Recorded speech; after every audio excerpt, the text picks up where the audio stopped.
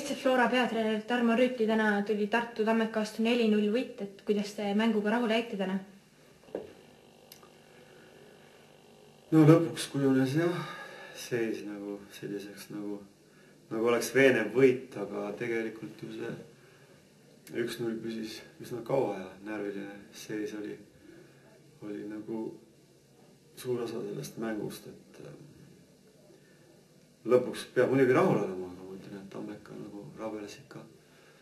täiega ja me pidime oma kõik jõud lahingusse paiskama,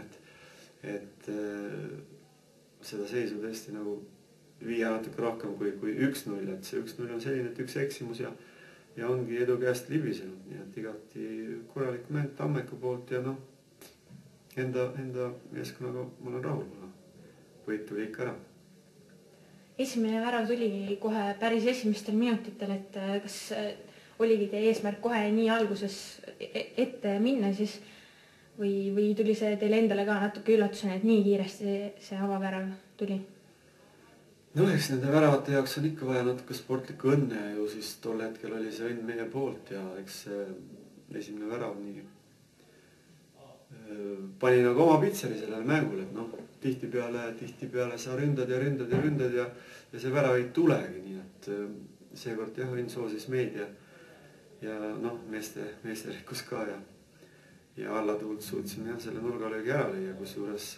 peale seda tuli neid nurgalööke seal ridamisi, aga ei õnnestunud lüüa, nii et ma ei oska öelda, keda siis tänada, nagu jumalat või õnne või mida iganes. Nii et see esimene tuli ära, siis oli tähtis nagu vastase mäng kinni panna ja vaadata, mis edasi saab, nii ta läks. Aga täna oli üldse terve mängu aja väga suur tuul, et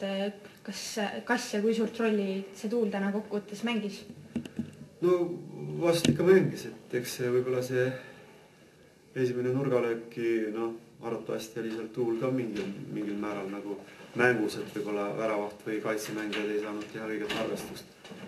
Ja siis seega kindlasti, et Tammeka oli terve esimese poole vastu tuult ja ega see, ma arvan, ei andnud neile jõudu juurde, nii et see jah, ikka omamoodi mõjutas. Teine poolega me olime vastu tuult, aga siis oli seis meie kasuks ja eks Tammeka mehed võib-olla nooremad ja natukene füüsiliselt võib-olla jäävad alla, et võib-olla hakkas väike väsimus tekkima ja selles mõttes tuul natuke mõjutas, jah. Aga nüüd nädala eest oli teil ka Tartuga mäng kodus, et tookord tuli pärast kaotusseisu jäämist siis lõpuks ikkagi 2-1 võit, et kui te nüüd võrdlete seda eelmise nädala mängu ja tänast mängu, siis kuidas need kohtumised omavahel erinesid ja mis seal sarnast oli? Ma arvan, et eelmine kord oli ka mingi 4 kolli jagu oli meil küll vaja. 4 kolli oli kuskil vaja küll ära lüüa, ütleme momentide pealt, nagu seal natukene oli ebanõnne, et pallid sattusid siia ja sinna, aga mitte väravasse, nii et seal üks eksimus jättis meid jah kaotusseisu, nii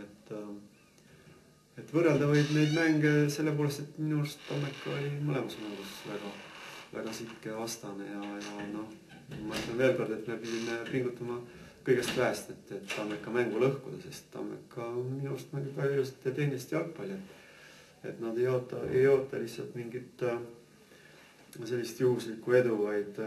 kui anda neile natukene rahu, siis nad mängivad väga ilusat sellist palli valdavat söödumängu. Ma ütlen veel kord, et kõigest jõust pidi pingutama mõlemas mängus, et olla edukas. Ja nüüd 2 mängu Tammekaga on selja taga järjest, et mis plaanidega Flora edasi tegutseb nüüd? Nüüd on lihtne, et nüüd ei ole väga mõelda vaja, et paar päeva puhkust ja on karikafinaal, nii et võtame 1 mäng korraga ja siis teeme selle ära, vaatame, mis saab ja siis jälle hooaja meistrivõistluse mängud, nii et praegu keskendume karikafinaali peale. Olgu, aga suur tänu teile! Jah, nägeme.